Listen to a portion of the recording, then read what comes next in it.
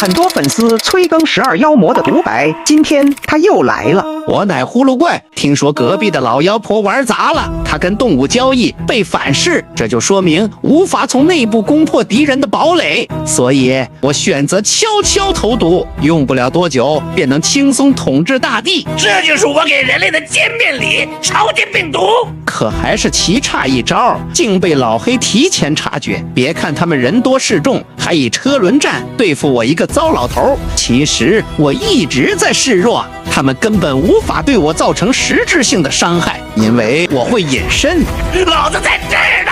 虽然我是最弱的妖王之一，但我的保命能力却是最强的，想走就走，想留就留。而老黑还妄图去找草药，根本是做无用功。这只兔子更加离谱，你喝了这水会得瘟疫的。他其实并不傻，而是想套话。既然如此，我将计就计，把解药一试透了。去你的！临走前再留下要去补觉的信息。果然，这群板鸡依托于那双大长耳，很快就精准定位。妖怪就躲在水底下睡觉，我下去看看。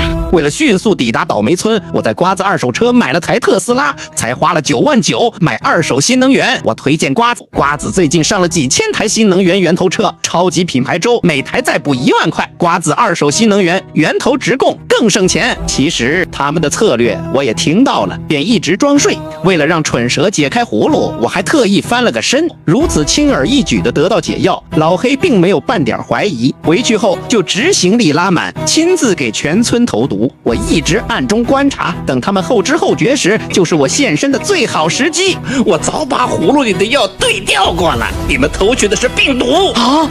但很不爽的是，老黑和兔子没有中毒，他们虽然伤不了我分毫，可我更是求也拦不成。该死的兔子居然还挑来火把进行范围攻击，我避无可避，不小心被老黑刺中，只能返回洞府从长计议。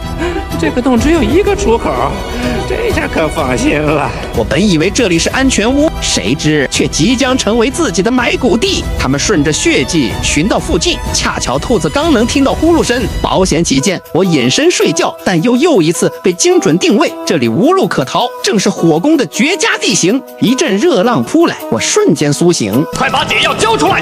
不交就是不交。